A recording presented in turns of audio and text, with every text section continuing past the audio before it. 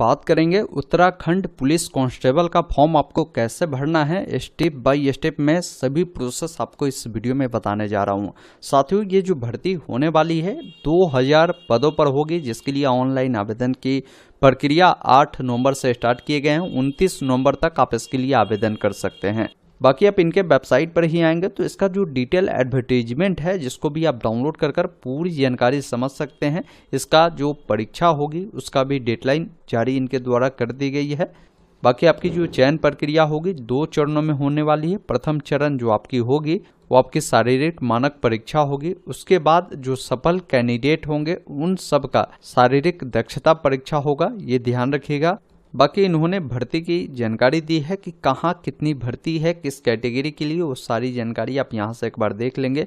Salary 21,700 से लेकर 69,100 तक होगी। उम्र आपकी 18 से 22 साल होनी चाहिए और सिर्फ पुरुष ही फॉर्म को फिल कर सकता है। बाकी शैक्षणिक योग्यता जो बताया गया, उत्तराखंड विद्यालय शिक्षा परिषद रामनगर नैनीताल द्वारा मान्यता प्राप्त इंटरमीडिएट परीक्षा उत्तीर्ण या उसके समकक्ष होनी चाहिए। और शारीरिक मानक की बात की जाए तो आपकी जो हाइट होगी यहाँ पर सामान्य और अन्य पिछड़ा वर्ग अनुसूचित जाति के अभ्यर्थियों के लिए 1.65 है। जो पर्वतीय क्षेत्र वाले अभ्यर्थी है उनका न्यूनतम 1.60 होगी। अनुसूचित जाति जनजाति वालों के लिए 157.50 सेंटीमीटर है। सीना के बारे में बताया गया है कि बिना फुलाए 78.8 सेंटीमीटर, फुलाकर 83.8 सेंटीमीटर आपकी होनी चाहिए। तो ये सारी जानकारी है, एक बार आप जरूर नोटिफिकेशन को डाउनलोड कर आप पूरी जानकारी को रीड करिएगा। एक बार पूरी जानकारी देखने के बाद अप्लाई नाउ वाले विकल्प पर आपको क्लिक करना है।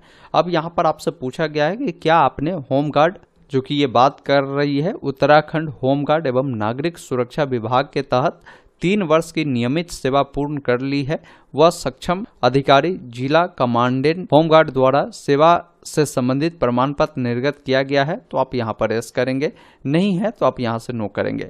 बाकी कैंडिडेट का जो भी नाम होगा पूरा नाम लिखना है। तो जो भी आपके सर्टिफिकेट या मार्कशीट होंगे उसके अकॉर्डिंग ही नाम लिखेंगे। जैसे मान लीजिए किसी का नाम राम कुमार है तो यहाँ पर राम कुमार पूरा नाम लिखेंगे। यहाँ पर पिता का नाम देना है, माताजी का नाम यहाँ पर देना है। डीओबी के लिए आपको कैलेंडर मिलता है। सबसे पहले जो भी आपका साल हो उससे आपको चयन करना है, जो भी आपकी महीना हो उससे चयन करना है और जो भी आपका डेट हो उससे आपको चयन करना है। बाकी जो भी आपका उम्र होगा वो यहाँ पर काउंट हो जाएगा, बता देगा कि कितना हो रहा है। आपका जेंडर क्या है, मेल है तो बताएंगे, क्योंकि ये फॉर्म सिर्फ मेल कैंडिडेट ही भर सकते हैं।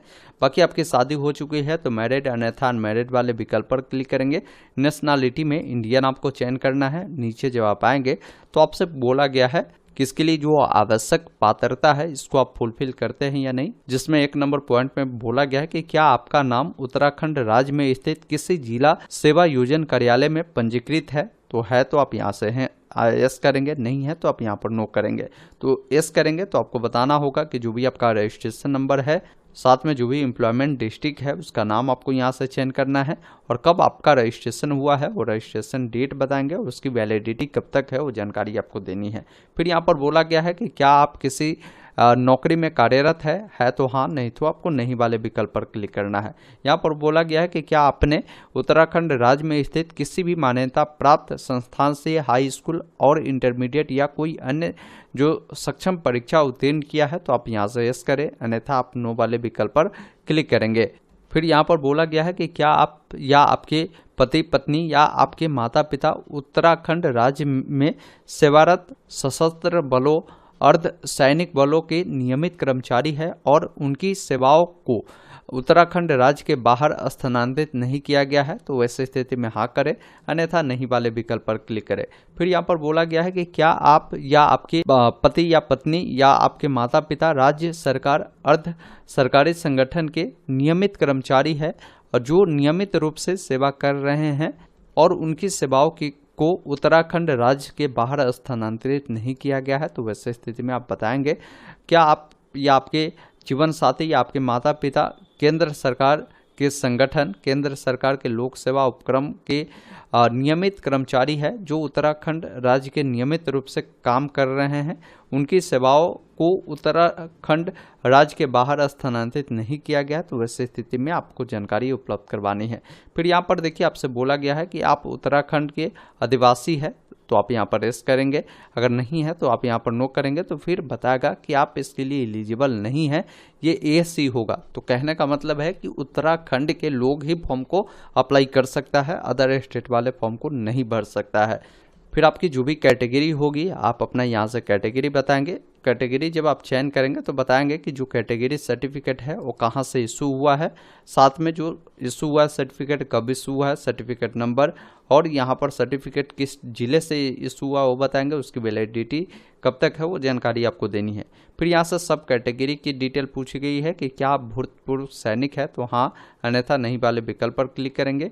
क्या आप एक उत्तराखंड राज्य आंदोलन के चिन्हित आंदोलनकारी या उनके आश्रित है तो उसके बारे में आप जानकारी इस में दे सकते हैं। क्या आप उत्तराखंड राज्य के कुशल खिलाड़ी श्रेणी के अंतर्गत आते हैं तो आप बता सकते हैं। क्या आप स्वतंत्रता सेनानी के आश्रित है तो उसके बारे में आप प्रश्नों में जानकारी बताएंगे। जो आप पर लागू होता है वो इस करें, नहीं लागू होता है तो आप नहीं करें। क्या आप अनाथ है जो सरकार द्वारा कवर किए गए उत्तराखंड राज्य के अस्थायी निवासी है तो आप यहाँ पर बताएं, इसमें में जानकारी आप दे सकते हैं। नीचे आएंगे तो आपका जो भी कॉन्टैक्ट डिटेल है जिसमें आप अपना ईमेल आईडी देंगे उससे दोबारा से डालेंगे, मोबाइल नंबर देंगे उससे दोबारा से डालेंगे, आपका जो भी वर्तमान पता है आप यहाँ पर लिखेंगे, जैसे आपकी डोर नंबर या स्ट्रीट का नाम होगा वो बताएंगे, लोकेलिटी बताएंगे, अपना राज्य यहाँ से आपको बतानी है, साथ में जो भी जिला है, जो भी सिटी है, पिन कोड है वो बताएंगे। अगर आपका प्रेजेंट परमानेंट एड्रेस दोनों समान है तो चेक बॉक्स पे टिक करेंगे, अलग अलग है तो अलग अलग जानकारी को आपको फिल करने की आवश्यकता होगी। फिर यहाँ पर आपको पासवर्ड क्रिएट करना है। पासवर्ड बनाते समय ध्यान रखेंगे इसमें आपको एबीसीडी का बड़ा अक्षर, छोटा अक्षर, कोई भी अंक, कोई भी सिंबल आपको उपयोग करना है, उसी पासवर्ड को दोबारा डालना है, कैप्चा कोड को फिल करना है, सबमिट वाले विकल्प पर क्लिक करना है। उसके बाद आपने जो भी जानकारी फिल किया है सभी जानकारी आपको देखने को मिलता है। सारी जानकारी सही है तो नीचे में ऑप्शन है मैंने पंजीकरण फॉर्म में मेरे द्वारा दर्ज की गई सभी विवरण सत्य है और इसे आप सबमिट करना चाहते हैं तो इस चेकबॉक्स पर टिक कर सबमिट करें। अगर कोई जानकारी गलत है तो आप नीचे वाले चेकबॉक्स पर क्लिक कर आप एडिट कर सकते हैं। तो आप देख ले अगर सही है तो डायरेक्ट ऊपर वाले चेकबॉक्स पर टिक करें और सबमिट वाले विकल्प पर क्लिक करें।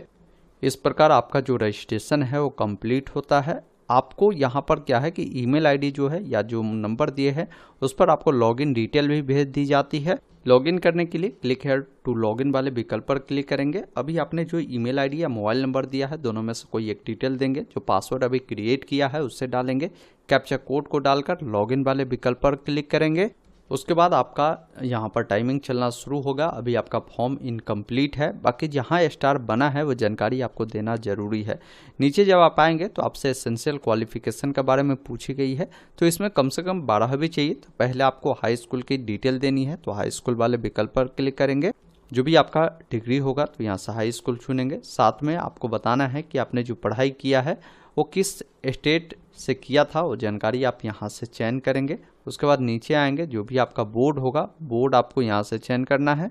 कब आपने पास किया है वो पासिंग ईयर आपको बताना है, जैसे आपने जब भी पास किया होगा। उसके बाद यहाँ से सब्जेक्ट है जिसमें आपको सभी सब्जेक्ट का नाम मिलेगा। आपने जो भी पढ़ा होगा आप उससे इस प्रकार आप चयन करेंगे तो वो आपको यहाँ पर ऐड होता हुआ देखने को मिलेगा। मैं डेमो पर्पस से भर रहा हूँ तो कोई भी सब्जेक्ट ऐड कर रहा हूँ, आपने जो भी पढ़ा है साथियों वो सब्जेक्ट ही ऐड करेंगे।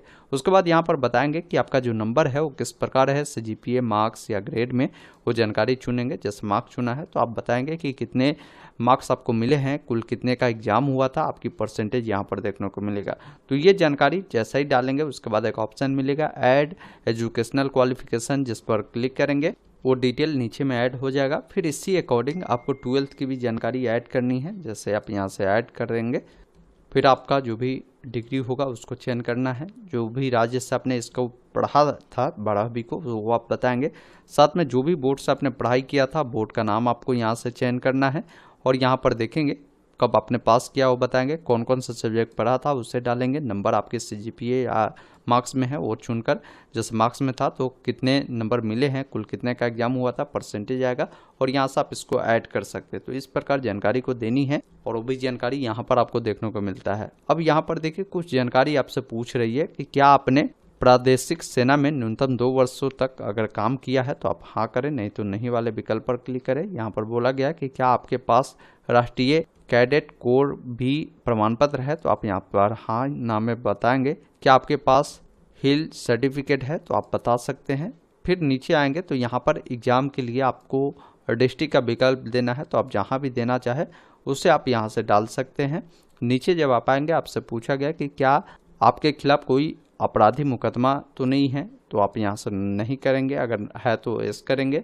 उसके बाद बोला गया कि क्या यूकेपीएससी या यूपीएससी या अदर स्टेट द्वारा जो आयोजित परीक्षा होती है उससे आपको वंचित या ब्लैक लिस्टेड तो नहीं किया गया है, तो वो भी आप यहाँ से बताएंगे। फिर यहाँ पर आपका कोई एक आईडी कार्ड देनी होगी, आप जो भी देना चाहे, जैसे आधार कार्ड, पैन कार्ड, पासपोर्ट या आप वोटर आईडी कार्ड जो भी देना चाहे उसको चयन कर अपना आईडी नंबर डालकर यहाँ से आपको क्या करना है, कंटिन्यू करना है। उसके बाद आपको डॉक्यूमेंट अपलोड करना है, जिसमें आपको बताया गया है कि आपको फ़ोटो सबसे पहले देनी है। फ़ोटो आपका रिसेंट का होना चाहिए। उसका पिक्सल अगर आप बनाएंगे तो इस पिक्सल में डायमेंशन रखेंगे। इसके बाद आपके जो सिग्नेचर है उससे देना है, सिग्नेचर भी जो आपका होगा इस डायमेंशन में होनी चाहिए। अब फोटो सिग्नेचर में परेशानी होगी, अगर आप इस डायमेंशन में नहीं बनाएंगे तो अपलोड नहीं होगा। इसके लिए गूगल में आप लिखेंगे IM रिसाइजर, यह वेबसाइट दिखेगा, इसको ओपन करना है, सेलेक्ट फाइल पर क्लिक करना है। एग्जाम्पल के लिए हमें इस फोटो को बनाना है, तो फोटो मैंने चूज किया और यहाँ से पिक्सल को चयन करेंगे। विड्थ यहाँ पर बोला गया है आपको 150 देने के लिए, तो फोटो का 150 और हाइट 200 बोला गया है, तो हाइट इसका क्या करें, यहाँ से 200 दे। उसके बाद साइज आपको बोला गया है, तो साइज आप जो है इसको आप रख लीजिएगा, 50 के भी रख लीजिएगा। उसके बाद नेक्स्ट टू डाउनलोड पे क्लिक करें और उस इमेज को यहाँ से आप जब अपलोड करेंगे तो यहाँ पर वेरीफाई का ऑप्शन आएगा, इस पर क्लिक करेंगे तो आपका फोटो अपलोड हो जाएगा। फिर उसी अकॉर्डिंग सिग्नेचर का भी साइज जो है आपको बना लेनी है। बताया भी गया है कि 150 × 100 हाइट इसका होगा, तो इसी अकॉर्डिंग इसको भी बनाने के बाद यहाँ से आपको कंटिन्यू पे क्लिक करना है। अब आपके सामने फॉर्म का प्रीव्यू आएगा, पूरी प्रीव्यू को सही से चेक करें, नीचे स्क्रॉल करें, कोई जानकारी गलत है तो बैक टू एडिट करें, अगर जानकारी सही है तो दोनों चेकबॉक्स पर टिक करने के बाद प्रोसीड वाले विकल्प पर क्लिक करना है। उसके बाद आपको पेमेंट करना होगा। पेमेंट करने के लिए पे नाउ वाले विकल्प पर क्लिक करेंगे, जिस भी माध्यम से पेमेंट करना चाहते हैं उस माध्यम को चयन करेंगे और पेमेंट प्रक्रिया को पूरा करेंगे और इसका प्रिंट निकालकर अपने पास सुरक्षित रख लेंगे। इस प्रकार आप सभी कैंडिडेट उत्तराखंड पुलिस कांस्टेबल का जो फॉर्म है आप आसानी से फिल कर सकते हैं। मैंने आपको स्टेप बाय स्टेप प्रोसेस बताया। उम्मीद करता हूं आपने पूरी जानकारी समझा होगा, तो वीडियो को लाइक शेयर जरूर कीजिएगा। वीडियो देखने के लिए बहुत बहुत धन्यवाद।